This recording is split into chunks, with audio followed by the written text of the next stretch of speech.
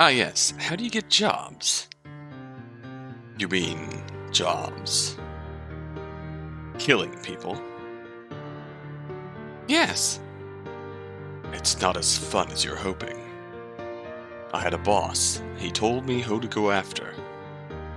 That's it. What do you mean you had a boss? What happened to him? The same thing that happens to everyone eventually. Retirement? Oh, essentially. So handsome and mysterious. Lupine cooed at Goose. Goose stared down at their soup bowl. Lieutenant Nowak laughed and pointed at the hole in Goose's middle. Well, looking at you, he took a severance package. Goose took his time slurping up some soup before responding. You should have seen the other guy. Eh?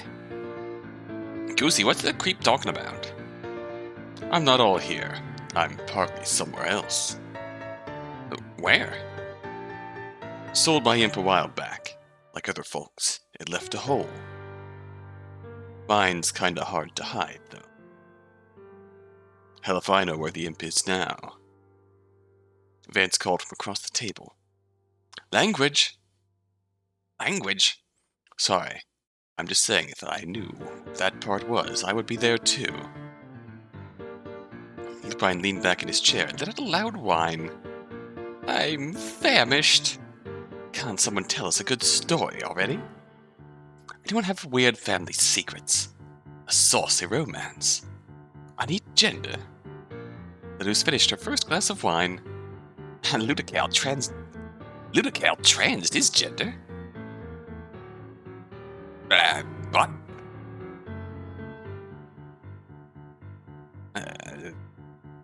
Don't do the pun, Harold. I swear it's not as funny as you. Why, yes. You see, at its core, alchemy is the study of transmuting oneself. Oh no, I think that Mr. Lupine is looking for one of the more, unfashionable genders. Huh?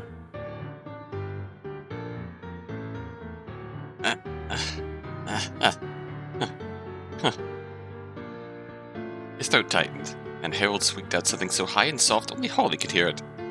I want to die. You can die next week. That's what you said last week. Oh, Harold. That's too much of a mood. Lupine pouted and crossed his arms. Nah, give me something else, something really interesting. Just a seance guy. You haven't said much. Tell me your story. The quiet ones always make me curious. Nothing much to tell. Don't be modest, Ludical. It would be rude to leave our fey guest hungry. But maybe you're worried that he'd, throw up your story. Lupine, are you saying you really haven't heard of Professor Ludical and that whole scandal? Can't say I have. He basically invented this whole imp craze. It was a mistake, sure, but you can't be that hard on a guy for not knowing all the consequences of your research from the start. I think they're lovely. Imps aren't a mistake. No one is mad at Ludical for that. Imps are useful, and we can get a good long look at anyone's true self using them. And we can also tell when someone has been lying, and waiting to prey upon all the innocent people around them. Your smile creeps me out, buddy. Especially when they slip up and expose their true nature at an event with thousands in attendance. Oh? And what was that? Silverware clattered. Oops, dropped my damn spoon. Language. As I was saying. Oops, dropped my spoon again. Hands back into a bowl, overturning it. Dropped my fucking soup. Language. Faraday flashed Harold a smile. Harold could have kissed him. It was as if he hadn't felt suddenly very nauseous. Well then, the gentleman with the very pale hair. You must have some stories. I'm just asking for a little appetizer. Alright. So one time we were up in the Lake of Frost. Coldest I've ever been. I felt like I had ice in my lungs. I had 3 blankets on, yet the frost still got through. The boat was pitching around in some waves, rocking like it was about to flip over. I would have died in that water. It was freezing. But I still finished my research notes and I wrote a letter. Huh? So, you did nothing. It was an excellent letter. I still have it. Oh, that's sweet. Nowak skewered something on his fork. It's real cute, the way little guys like that get excited about travel. He was on one boat, and now he's got a lifetime of naval experience. It was one boat for multiple years, but go on.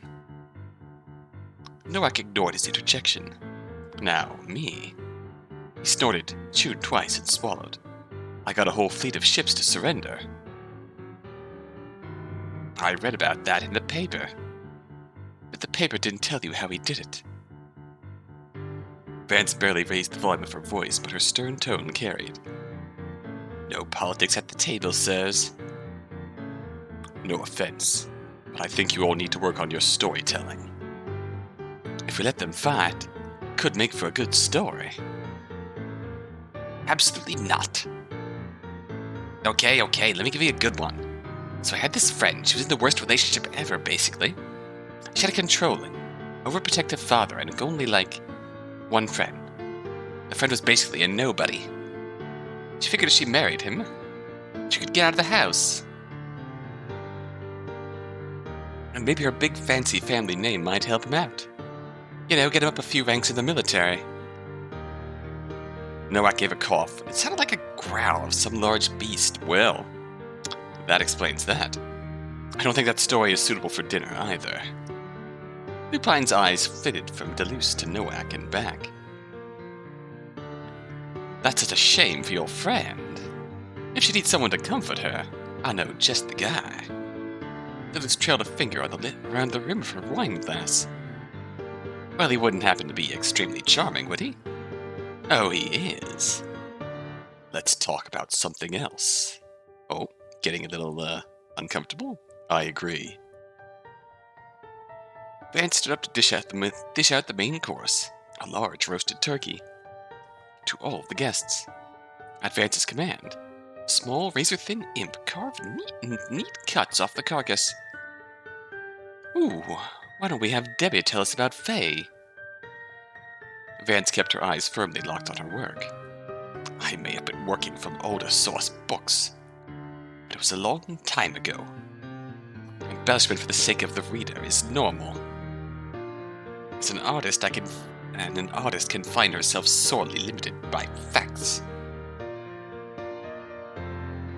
Don't you worry, I don't care. I think it's funny. I can tell you've certainly increased the number of people who ask me if I've come from a cabbage field. And it's great to see the look on their face when I tell them.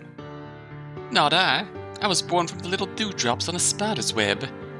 And I carried a little mushroom as an umbrella.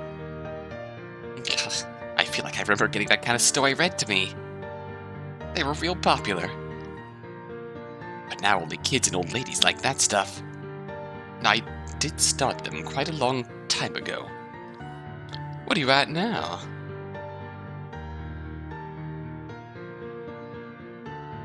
The carving imp went through a bone and gave a little cry, and Harold flinched at the sound. You wouldn't understand how frustrating it is. Be limited by what readers expect of you. Faraday had spent enough time procrastinating on his papers to feel sympathetic. Yeah, writing isn't that easy, but I'm sure you've learned a lot since your early work. I mean, at least your stories are probably better than the first one Belle wrote.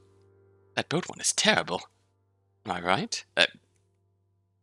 Tearing down one person's work to boost another reflects very poorly on your character. Miss Vance, you needn't worry so. Even Miss Bell says that the first one isn't very good. I mean, Vance makes a fair point. Although, it seems like it is something that they can all have a fair take on. The director and Miss and Belle are having to rewrite it completely for the stage show. Belle laughed good-naturedly and hit a palm down on the tabletop. Yes, it takes some time to find your feet.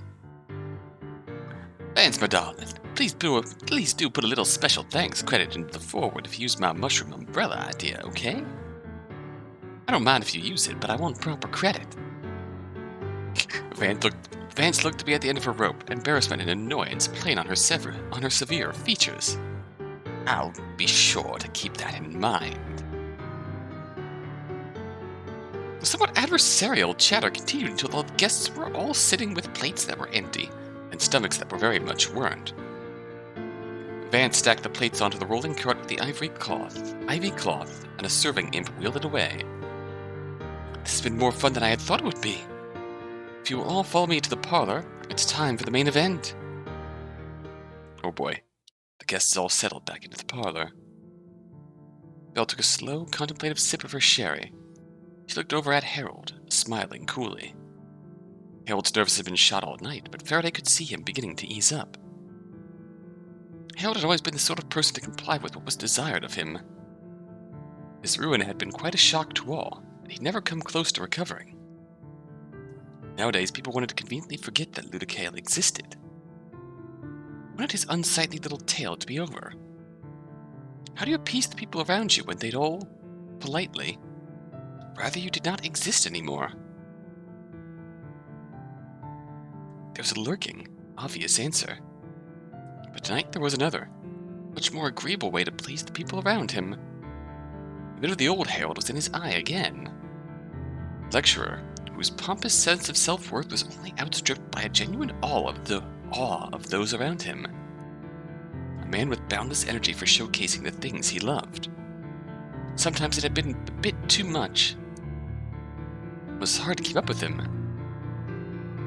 For Faraday, Harold's continued assertions of the importance of every little thing may have been fatiguing. But in those bygone days, Harold would look over at Faraday, and Faraday would remember that there was someone Harold adored most of all. Faraday took a sip of his untouched wine. It tasted like vinegar, but his cheeks felt warm, and he hoped that the glass would hide them. He did his best to enjoy the memory, and to not think about the years that came afterwards. I brought Dr. Ludicael here for a chance to speak to my good friend, Canterbury. I have a lot I want to say to her. I want to know one thing more than anything. Who killed her? I'm going to learn the murderer's name. Straight from the ghost of my friend herself. My goodness, Miss Bell. Such a gruesome thing to discuss. Wasn't she burned up? What a horrible way to die. This is the only way I'll be getting any valuable information or closure. I know the police in the city. Understandable conclusion. They never solved my father's murder either. Not exactly competent.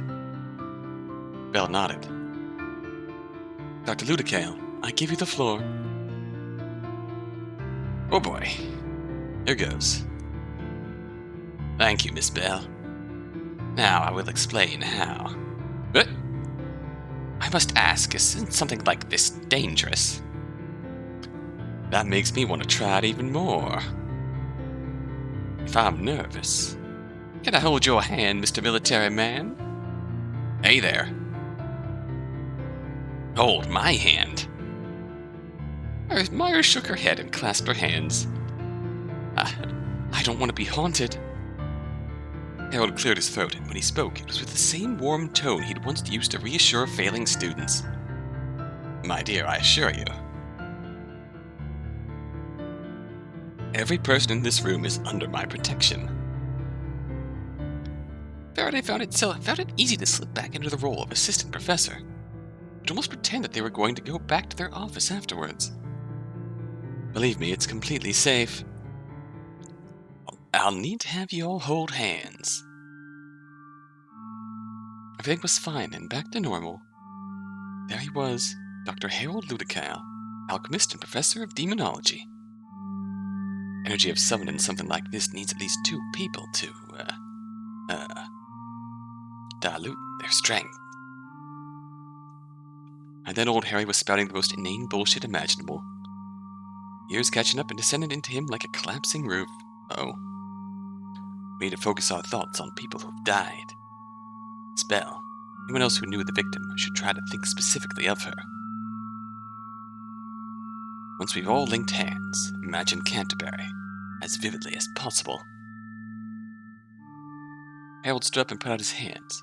Faraday took one, and, even if reluctantly, the whole party linked hands. Lupine gave Duluce's hand an extra squeeze, and she laughed. Now we will go around, counterclockwise. One should each say her name, one at a time. I'll start. Gareth Canterbury. Gareth Canterbury. Gareth Canterbury. Gareth Canterbury. Gareth Canterbury. Gareth Canterbury. Gareth Canterbury. Ah! What? What happened? The light went out. Please don't let go of my hand. Please don't let go of my hand. Who just bumped me? A cacophony of boots, heels, and shoes sounded against the floorboards. Get the hell off of me. You're the one clinging to my arm. One heavy set of feet seemed to stomp all about the room. Is this supposed to happen? I mean, yes. Yes, of course, this is all part of the process. Remain calm. Well, if you're all letting go, I'm getting a candle. Please don't. I've got you, Harry. There's more fumbling, sounds of shifting footsteps, someone bumping against the furniture, and finally, flicker of a match. Dim orange flame waved for a moment, suspended above Lupine's thumb. Made his way back over to the light switch. Flicked it on. Both Harold and Noack were clinging to Faraday. He shrugged them both off. Duluce had a suspicious grin on her face. Oh. Vance was hyperventilating with panic, and Lupine quickly moved to help her to a chair. Polite of you. Goose stood exactly where he'd been before, face characteristically blank. He adjusted his hat. Myers was laughing to herself. That's concerning. Harold suspected that it was more nervous than she'd like to let on. Despite everything, Harold and Faraday were still in the same position, holding hands. What could no longer be called a circle. The guests looked around, all of them disoriented. Everyone seems to be here. Is everything okay? Well, actually, I hate to be a bother, but we have to finish performing this ritual, or else I... Oh no! The demon shark tooth is gone! What? Most of the guests circled over around the curio case, leaving Harold and Faraday still standing with their hands clasped. Good heavens! Mr. Ludical, didn't you say this place was sealed? It is! I really have to insist that we finish the... Can't believe it's such amazing luck! Luck? What the hell are you talking about? Oh, so lacking in imagination. Belle is a mystery writer, and now she has herself a mystery. I have got to go get my notes. This building completely sealed up, we can solve this little crime right here and right now. This should be fun. But what about... You finish up. I'll be right back. I haven't felt this invigorated for weeks. Belle moved out of the room, muttering excitedly to herself. Actually, I'm not feeling so great. Eh? I need a minute to freshen up.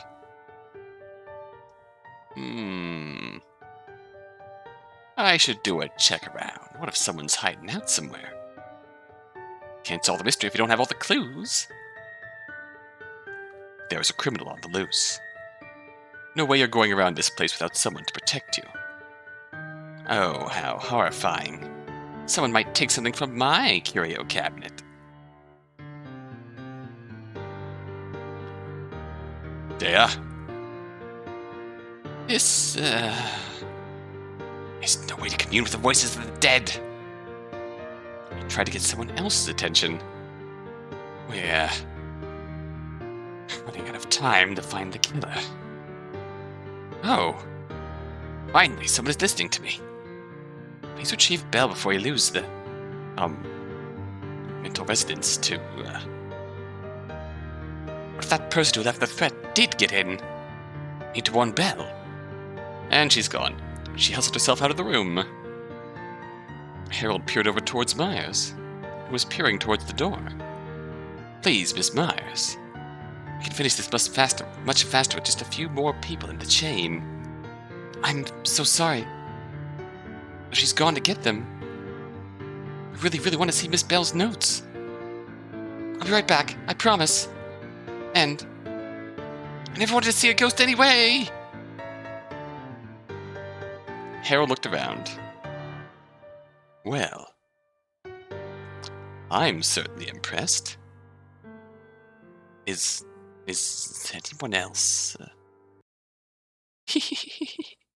What? Who's there?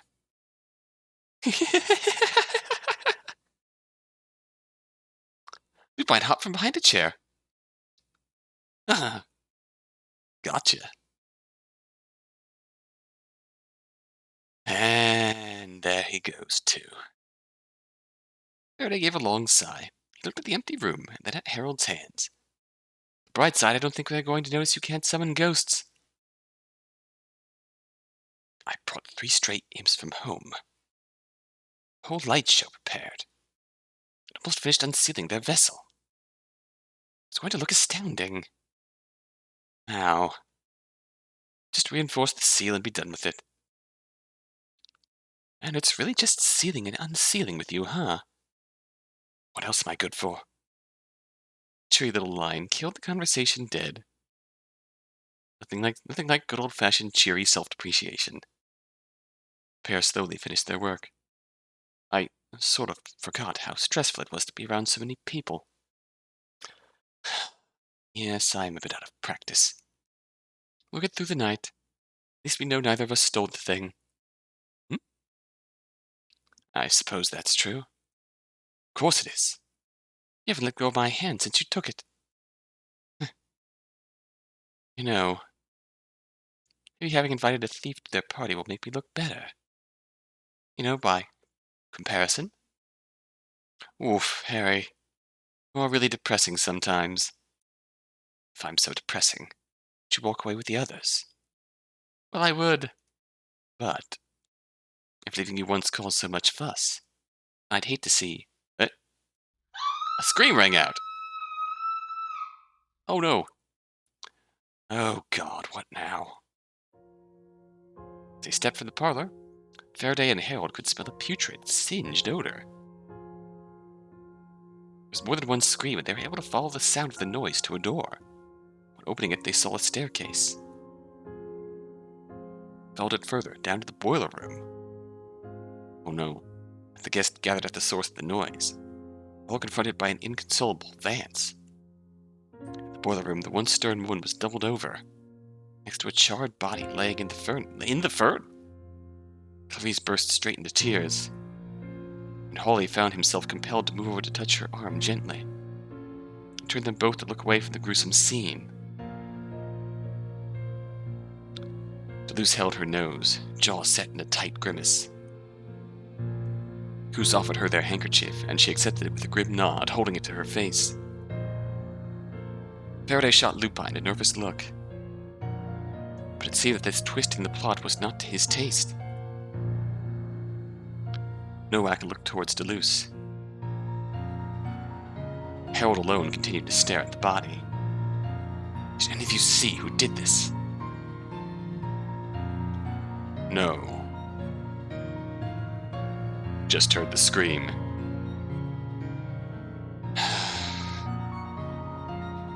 Clarice wailed and clung to Hawley. Why would anyone do something like this?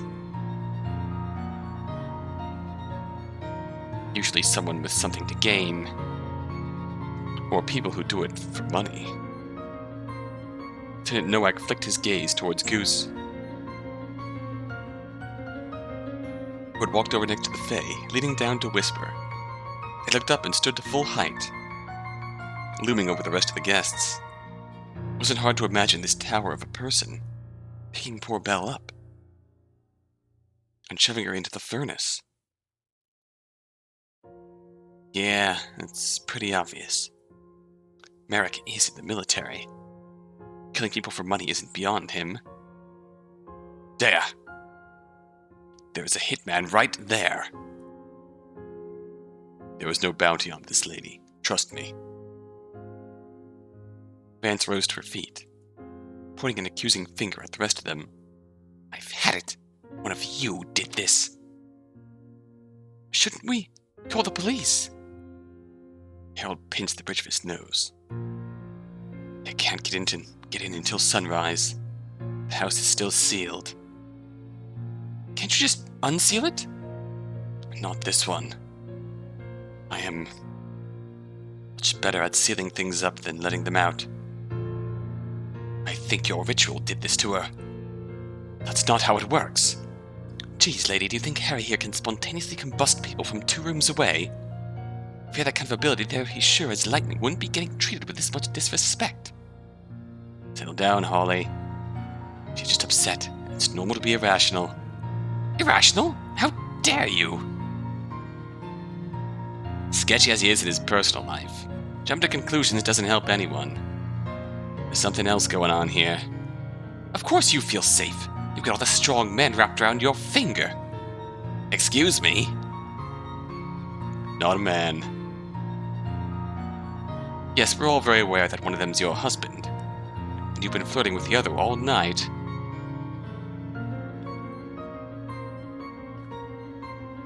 Maybe if we can question you all, and check for evidence, and we can figure this out. I don't want to be locked in here with a murderer. Have no fear, little miss. I'm more than happy to stand guard until morning for you. Look who's flirting now, and next to a dead body. I'm appalled by that accusation. Protecting a lady isn't flirting. It's just the right thing to do. And parties are supposed to have flirting. Parties and flirting are hand in glove. If anything is inappropriate here, it's the murder. We should be in separate rooms. Then I don't have to trust any of you. Okay, so Not that I'm worried. Let's review here.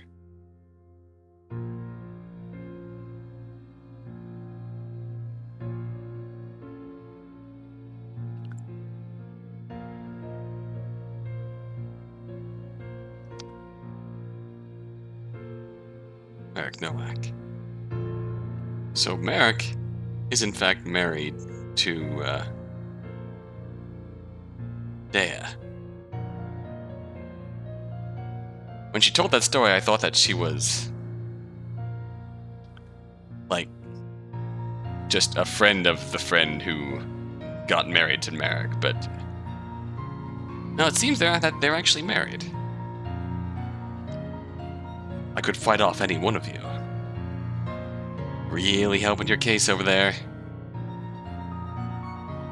Please, give us some space to examine the body. Don't touch her! I don't think we can without the whole thing crumbling into a pile of ashes. Faraday knew, before the words even left his mouth, that it was precisely the wrong thing to say. With a mighty sob, Vance pushed past the rest of the group and rushed up the stairs. Harold decided to take control of the situation. Listen up. We'll all stay right here, in this room. Go and get Miss Vance, and then we will wait, in here, till morning. The soul touches the crime scene. There's likely only one killer, and against all of us, surely logic and a communal thirst for justice will win out. Yeah, no. I'm holding myself up in a room by myself until morning. I'm seriously gonna lose it if I have to spend one more minute in this smell. Or in this company. She left. Quickly followed by a protesting Nowak. Creepy fucker. Harold's second attempt to keep the guests together was equally as successful as the first. Soon only he and Faraday remained. Perhaps they have the right idea. Let's see if this house is a wine cellar. I'm not going to get paid tonight. Let's use this opportunity to be astonishingly expensive drunks. Harry, it's up to us to figure this out. You saw all that. Can't trust any of them. Only you and I were in the parlor when the murder happened. Any of the rest of them could have done it. Hawley, I'm running on empty. I cannot emotionally handle any more. If you want me to keep on going, I need a good reason. Any reason, so long as it's good. Faraday glared at him. Belle was a good person. Even when the other guests were awful to you, she was always nice. That is true. She didn't hire you for a parlor trick. She trusted you with the memory of her friend. She might be the only person left in the city who actually respected you. Are you going to hide like a big baby because you don't want to get your feelings hurt? Or are you going to act like the decent man I know is still in there somewhere? Harsh, but tough love. For Belle. There we go. I knew you weren't a complete piece of garbage. Just mostly. Just a significant percentage. The pair approached the furnace solemnly and crouched down to look carefully at what clues they could find. Oh, here we go. Is that a pile of soot? Why is it so far away from the furnace? She wore this on her jacket. Harold knelt down to get a closer look, reaching out to touch it. Ow! He recoiled, fingers stinging. Was it sharp? Harry, are you listening to me? Oh shit, are we dying? Oh no. Can't stop working even if I'm dead. Hand me that notebook, I feel like I have to write. Right now. Faraday handed him the notebook and Harold immediately set to scribbling. What are you doing? Harold's right hand continued to write. His left jerked the book out of his hand. Oh? Put a hand to his temple. Oh, thank you for that. He shook his head, clearing it out.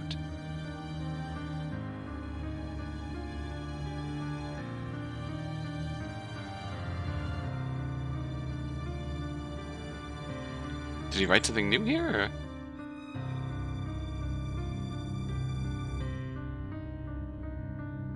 No, I don't think so. Are you alright? Yes, I'm fine. Was that a stray imp? Half right. I believe that was Belle's imp. Should have recognized it. Creative imps do usually have a spike or spines of some kind. They push their users to keep working. Different people are motivated by different things. Some people write out of a fierce desire to change the world. Some draft out of spite. Which always ends up poisoning the user. It looks like Belle's sense of self-worth was tied to her writing. An imp with this many spines was likely stinging her constantly, encouraging her to write. Something like that would be pretty useful for getting research papers done. It really isn't the worst sort of imp to have. Just like with any imp, if it got bigger, he let the pause linger. That's pretty big. Well, you could see when we saw it on Belle's shirt, like the decently sized flowers. It was probably bigger than you'd want it to be, but not as big as it would be dangerous. I'll go get it then. We'll seal it up back at home. Put it with all the other strays. I already tried to locate it, but it was already gone. Oh, and got away. Well, it's someone else's headache now.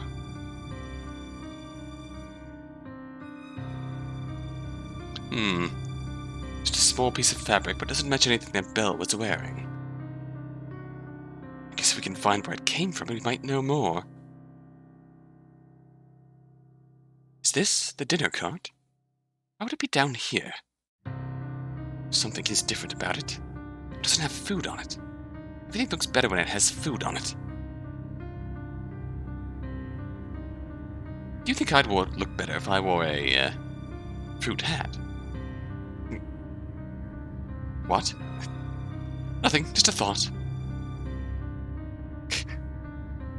An interesting thought?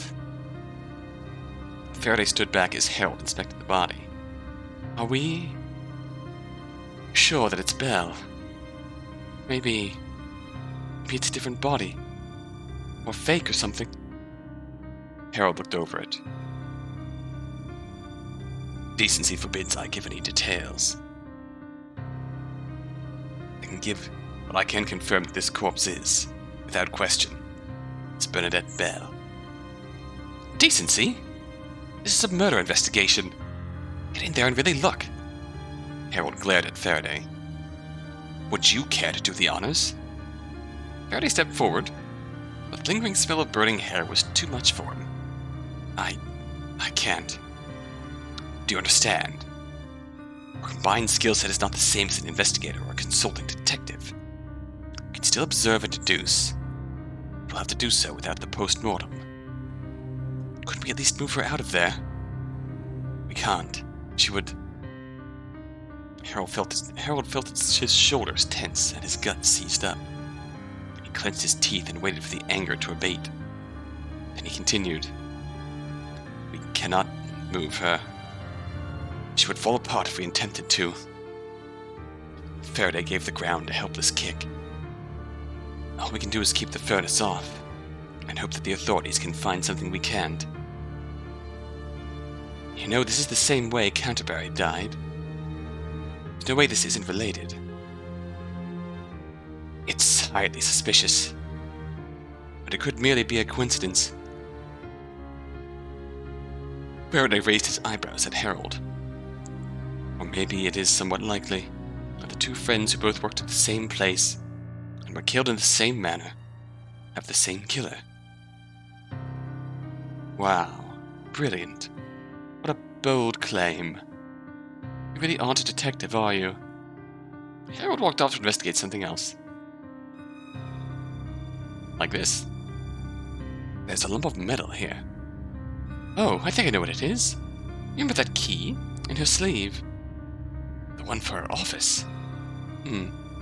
Yes, when I look closely, I think I can see a little of the shape left. Barely. But it's enough to tell for certain that it is her office key. When we're done here, we should check up in her office. I think that's everything of relevance. Yes, I can't find anything else either. Let's lay out what makes sense. It would make the most sense that the murderer knew the layout of the house, because they would need to know about the boiler room.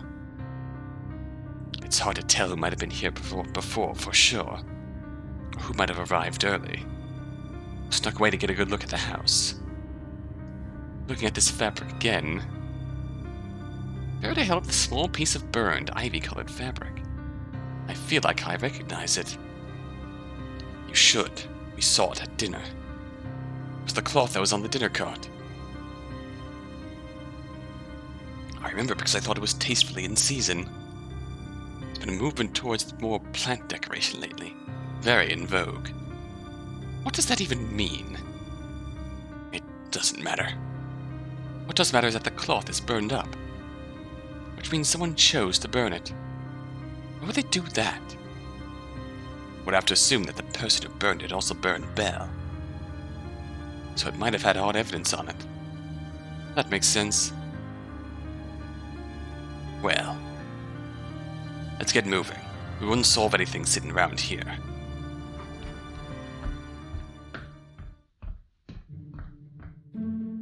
Alright, here we go. Check notes. We should take a second to review our notes.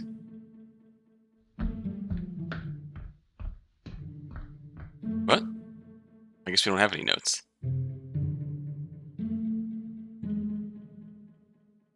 Obviously, let's start with the bathroom. Though the door was open, the bathroom was occupied by a large occupant. It's a tight fit, all three of them standing inside. Hey, are you alright? Yeah, it's nothing. So, are you trying to figure out what happened? As a matter of fact, where were you when Belle was murdered? I was in here. The whole time? Yes. Goose's head slipped even further over their eyes. They looked clammy. I feel sick. That does seem believable. I don't think there's anything to see here. It's, really cramped in here. Please leave. That's a bit of an awkward fit. Check the kitchen. Debbie? Oh, they reached the kitchen. Vance was there, sitting with a stool and a small notebook. Her hands were fiercely trembling, but she seemed to be forcing herself to write. Gentlemen? She did not look up until she had finished her sentence. I must ask you to leave. I will not casually chat with Belle's killer.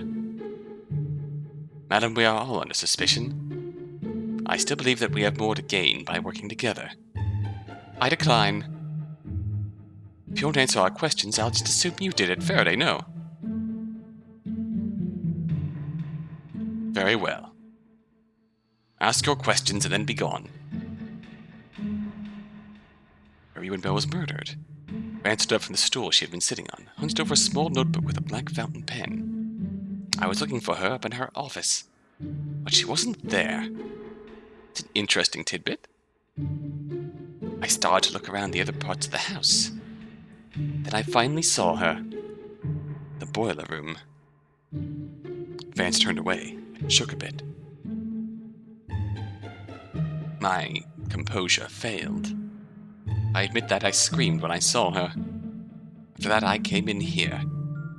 I feel safer with the kitchen imps to protect me. The imps. They're plenty strong. So don't get any funny ideas. Just need to wait for morning. This long nightmare will be over. We have a motive to do this. All of them. You saw that she'd received that threat. One of the guests is a hitman that barely shows their face. They are clearly hiding something. I feel like that alone is more than enough evidence for the police. Though if you want my opinion, Goose is clearly a red herring. I agree. Hey, you mean you think that Goose is a ruse? Yes, a ruse Goose. Because they are not the only killer here tonight. She shot Harold a particularly venomous look. Oh, feeling guilty. Well, I just pretty much do all the time anyway, so you should be. Everything went wrong as soon as you started trying to summon that ghost. Hey, I know you're upset, but Harry didn't do anything wrong. He clearly did. You saw it himself. Lights went out, then she was robbed and murdered. I've heard the rumors about you, Ludicaean. Everyone has been tiptoeing around the subject. I really don't understand. How is a man with a demon allowed to roam freely? The same as any good, respectable citizen. I keep to myself. And you know, the rumors of what my demon did, have been incredibly embellished in the retelling. Suppose you must have used the last of your good connections. Now trust the word of my associates, thank you.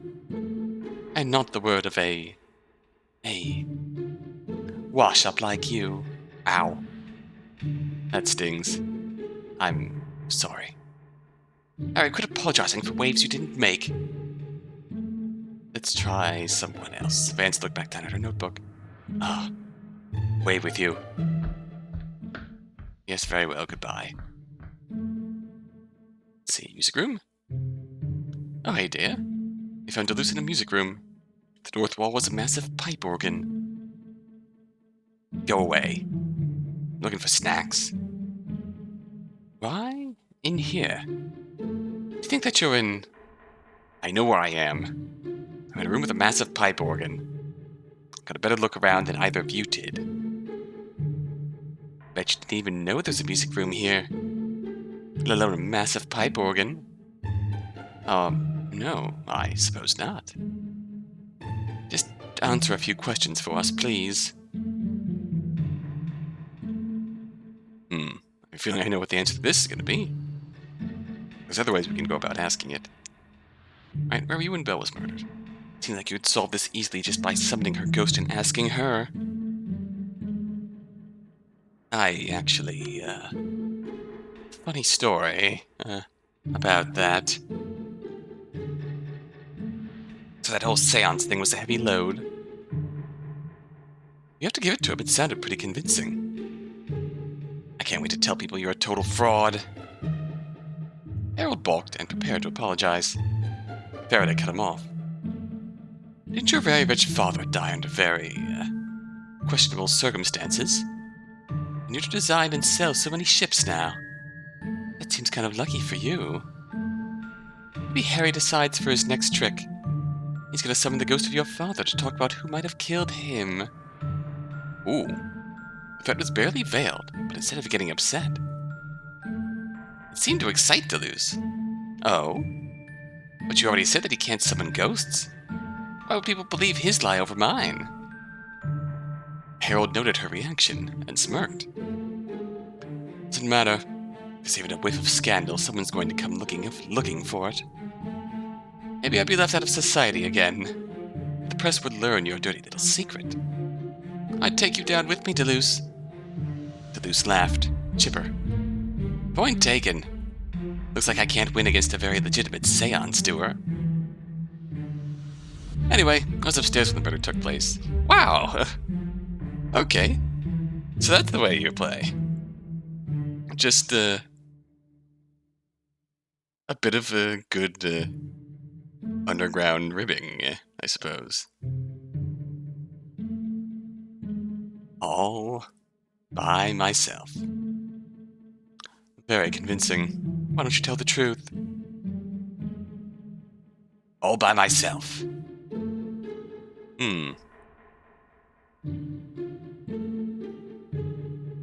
You did have Merrick following her. How'd you get in here?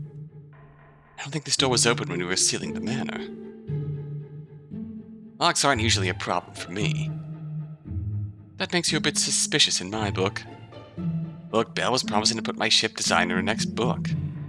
It's even going to be the setting for the whole story. I had the opposite of a motive. It would have been a story about a murder. Who would want to buy a boat that had a murder on it? Tourists. Fictional murders are classy and fun. People aren't usually bothered about the context. Just hearing the name would get them interested. Yeah, you are correct. Exactly. Glad you're catching on, Ludical. I would have had a design featuring heavily in the mystery. It would have sold even more than I already do. Who could come for tours? Her being dead is bad for business, simple as that. And, you know, she was kinda a nice person. If you suspect anyone, look in my human barnacle, Merrick. He always liked to screw things up for people. If it's me who's involved, even more so. Human barnacle. Screw things up? Yeah, he sabotaged business deals of mine before. This project with Belle would have meant maybe even get international attention. He'd be furious if I got more opportunities.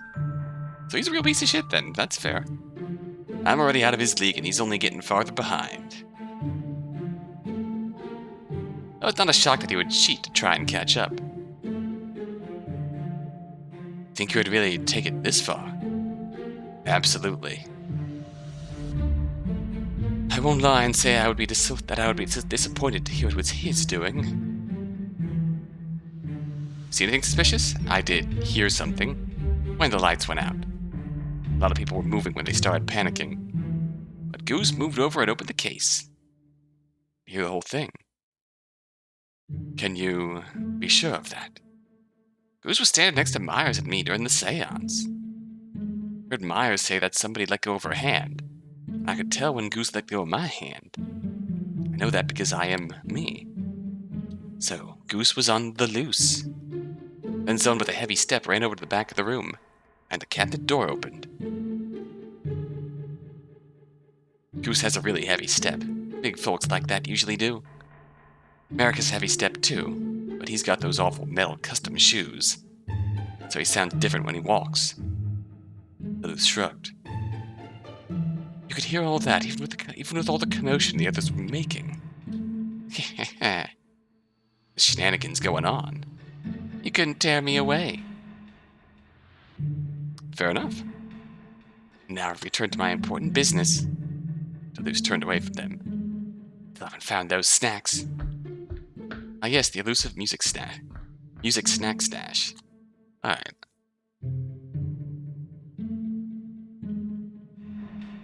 Okay, I have to pick up where we left off here. I believe we were in the music room with Dea last, so... Belle's office then. Damn, she locked it. The key melted. We need to find another way in. Oh, okay, we're gonna... Alright, we can't get in. Parlor? As they reached the parlor, they found Lieutenant Nowak in an armchair, tapping his foot in mild irritation. We have a few questions. Oh, this'll be rich. Alright, where were you when Belle was murdered? I don't have to cooperate with you. You're both, frankly, beneath me. What the hell am I gonna get out of answering questions for you? The warm, fuzzy feeling of human decency for solving an innocent person's murder. Pass. Now get lost, both of you. Oh, grand. Eyes open once more on Nowak's chest. At the sound of his order, Faraday's legs gave another unwieldy twist. With shuddering, contorted steps, both he and Harold stumbled out the door. Well, that's fucked up. Harold was on the ground in a heap. How unpleasant. But as we both know where we are, it seems that his imp doesn't force us to take his words literally. So that's how it works. I don't care how it works. I've got to kick his teeth in. Cannot kick any teeth anywhere until we learn how his imp works. And more importantly, investigation goes nowhere until we question him. Fine. Let me think. Eyes tend to be found on authoritarian imps, full conscious of their control of this exhibit.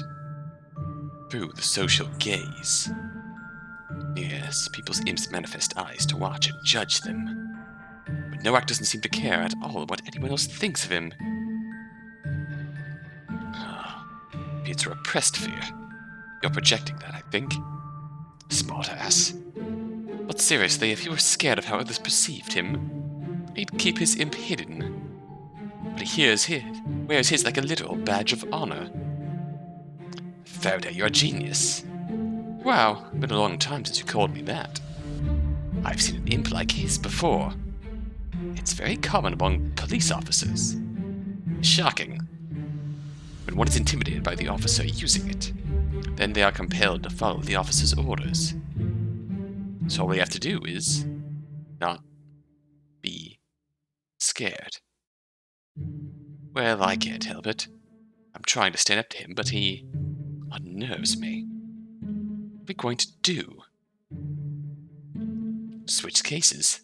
Need to turn our thinking around. Been trying to solve the mystery of Belle and Canterbury's murders. We could have returned to the mystery of the missing wine cellar. Oh, no. Don't worry, Hawley, it's not so bad to give up. In fact, the more you do it, the easier it gets. A little practice, you can give up on everything at all. For days at a time. No, I just had an idea, but you're not going to like it. And why would you even say it? We're at a disadvantage if everyone else is using their imps. And we're not using ours. Yes, but I hardly see how you taking off your glasses is supposed to... No. If you were to just unseal yours, temporarily, I think we'd have our Nowak problem solved.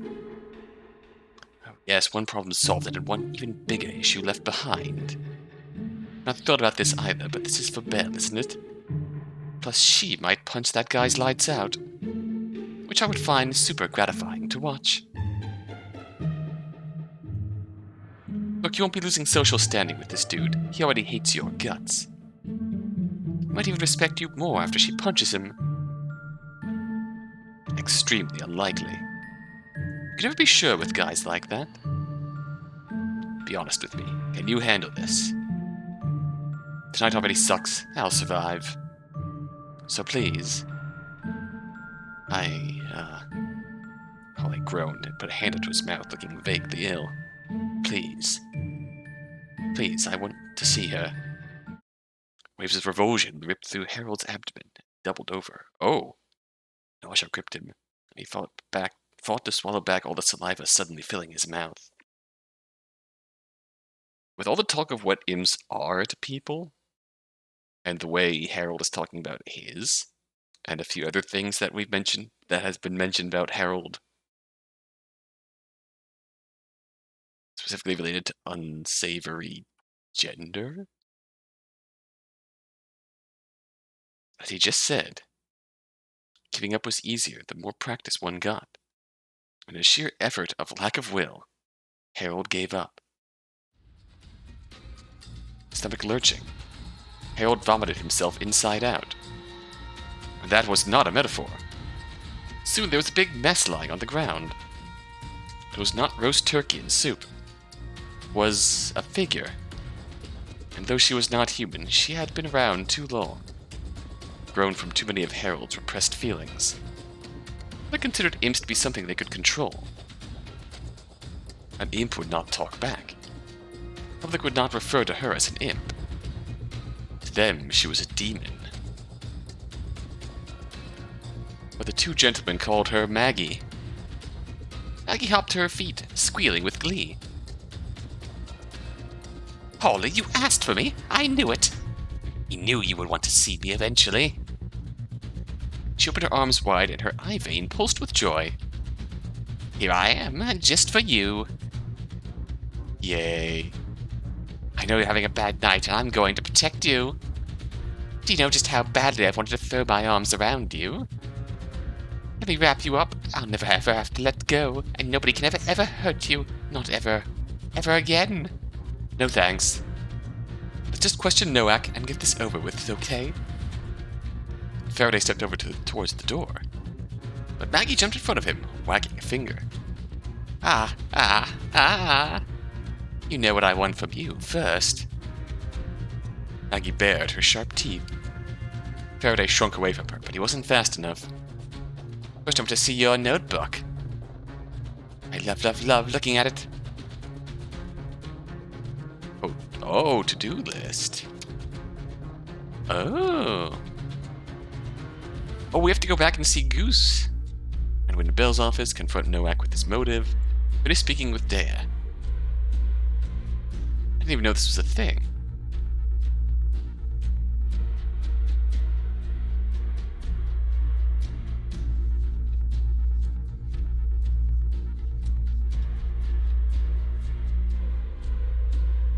She snatched it up from his hands and scribbled in it, giggling to herself.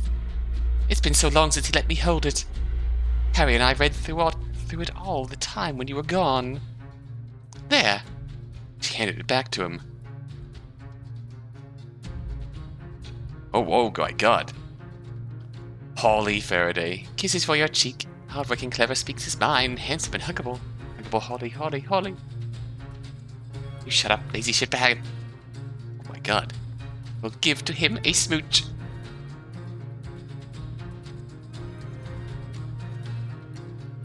Oh my goodness. I'm sad because I'm Garbo. Cool sideburns though. I want all the genders. Give me. Is that allowed? Harold and Maggie. Jerk, true. Usually intoxicated moping. Yep.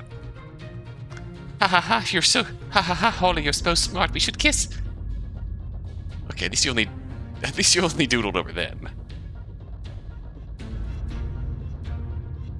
Goodness gracious.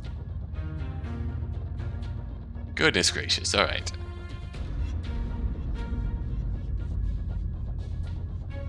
She handed it back to him. Faraday looked slightly shell-shocked. You're not going to. Oh, are you disappointed? Maybe you thought you'd get a big smooch out of the evening? No, I remember what you told me. Maggie, I don't like it when you hold me tight like that. Maggie, your spit is literally acid. Don't kiss me. We can keep taking it slow, no worries. PTA is off limits at a murder scene. This is absolute rule. Unless you really wanted to blow off the investigation. Just get drunk and canoodle in the wine cellar. Very romantic. Oh, Maggie, you're always so much. But Harry really looked at it all the time. Of course, things got so much worse when you left. He kept stuffing more and more and more of himself in me. Because we're a disgusting, awful person. I tried to be good and let him have me removed. But I just hate being so gross. He really made our body look so much better. I like using that one instead of this thing. Because I'm disgusting and inconvenient and if I would just go away forever, we could be a normal person again and people would like us. Even if you left, I always believed that you still cared. I thought about you so much more than Harry did, more with each passing day. I looked at your journal every day. You had to know that, Hawley. I'd even smell it, just hoping some trace of you was still left in the pages. Please, can we question Noack now? Maggie's demeanor was wild and full of pent-up drive, but Hawley's unenthusiastic response evaporated all of her excitement in short order. Fine. Maggie walked over to the door, gave the side of her head a casual smack with the heel of her palm. She muttered to herself, I'm not cringy. Harold Edwin Ludicale. You're cringy. Maggie opened the door to the parlor, and Hawley followed her in, giving her a generous amount of space. Noack recoiled as he saw her. It's that thing from the ambassador's ball. He turned to Faraday. Did Ludicale decide that he hadn't had enough ruin? Hey! I'm not here to explain myself. I'm not even really here to solve that murder. But I heard you bullying my Hawley. Hey. Now quit hiding, Ludicale. Only a coward hides behind his imp. This is one you really should have kept locked up. An ugly imp is the sign of an ugly soul. That isn't even remotely how it works. Just for the record. Maggie was positively glowing. Hawley, you stood up for me! I wasn't standing up for you, I was standing up for Harry. The same diff. Anyway. She turned back to Noack. You think I'm ugly? That's nothing compared to what your face will look like if you don't start apologizing to my Hawley. Now. She sucked in her cheeks and then spat a wad of bright green something on the floor. Carpet sizzled just for a moment. Long enough to burn a coin-sized hole in it. Noack tried to employ his imp, the eyes flashing. Get away from me, freak. Faraday took an unwilling step back, but Maggie threw back her head and laughed, striding forward and staring him dead in the eye. Oh, you want me to boo-hoo and cower? You want me to nod like a good little boy? That part of me is stuffed in the broom cupboard like the little nerd he is. With her free hand, she dug her knuckles into her temple. And he'll shut up and let me do my job, if he doesn't want me to come out later and snap his fountain pen collection in half. She turned her attention back to Noack. Speaking of the increased odds of snapping things in half, say sorry to Hawley. Say he's perfect just the way he is. Maggie, you're taking it too far. It's not even about me, I just want him to... Shh, Hawley, we need to hear him. Noack lifted his arm, intending to backhand Maggie. But she caught his blow before he could reach her cheek. Ooh. The lad wants to brawl. Now does he? Noack tried his best to struggle free from her grip, and he kicked at her. Her grip was tight as steel. Unfortunately, his boot toes were tipped with steel, too. He dug into her side and she dropped to her knees. Noack loomed over her. Faraday let out a cry of outrage, but Noack turned his imp's gaze back toward him. Don't move, and shut up. Faraday's feet froze in place, and he ground his teeth together. Noack grabbed Maggie by the hair and lifted her up. Well, this feels bad. Well, I suppose the case is closed now, isn't it? Udakale's demon ran amok and started killing people. Lucky for all involved, Lieutenant Noack was there to put it down. Maggie's scalp was in a fair amount of pain. Both of her hands were free. She took aim, pulled back a curled fist, and punched Noack in the shoulder. Maggie did not have steel-tipped fingers, but there was, traditionally, a reason why humans feared demons. Her blow made contact with Noack's shoulder. Something popped. He howled in pain. Both fell to the floor, and Noack lay crumpled, clutching his arm. Maggie stood up and brushed herself off, muttering to herself. Yeah, you're right, Harry. It would be way easier to just apologize in the first place. But not half as fun.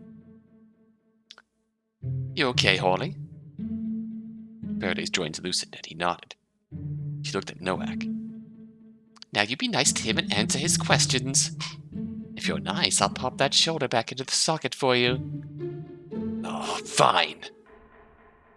Maggie lined her upper hands along Noack's shoulder and muttered. I mean, we spent a lot more time studying demon anatomy than human anatomy. But it's all the same, right? What? She popped the bone back into the socket. Noack did his very best not to cry. Oh, cry, baby, cry. Maggie gave him a friendly clap on the shoulder. The injured one. Good girl.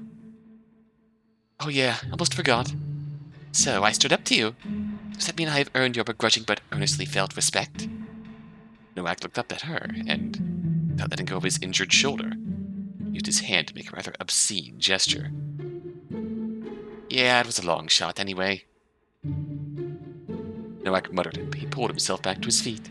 She turned on Faraday with an excited grin. How about you? You respect me more now, right, Hawley? I certainly enjoyed that. Yes, I'm so happy. I'll beat up whoever you want me to, okay? You just call my name and I'll come running. Be back in a moment to question you, Noack. Maggie practically skipped out of the room, aglow with excitement. Oh no. Hawley, you took me out to a nice dinner. I even got to protect your honor. Faraday followed her out, exasperated. You assaulted a guy that might go after us later. Potato, potato. Look, it's not exactly my ideal date, but why quibble? It's nice to have someone who's willing to be seen with me. She closed her eye and pursed her lips. You can kiss me goodnight. Come on, you're head over heels for me. I know you wanna. She didn't open her eye or change her posture, but she did give an impatient little hop. Sweep me off my feet, you soft, handsome devil. He couldn't look at her. I've told you before, I have feelings for someone else. But that's not... She muttered to herself. I'm just as much Harold as Harold is. Maggie frowned, wilting. Get change into something more comfortable, shall I? She started to walk away. Hey, Maggie, She cut him off. Don't worry, cutie. I'm just heading down the hole for a minute. Nobody likes watching somebody throw up.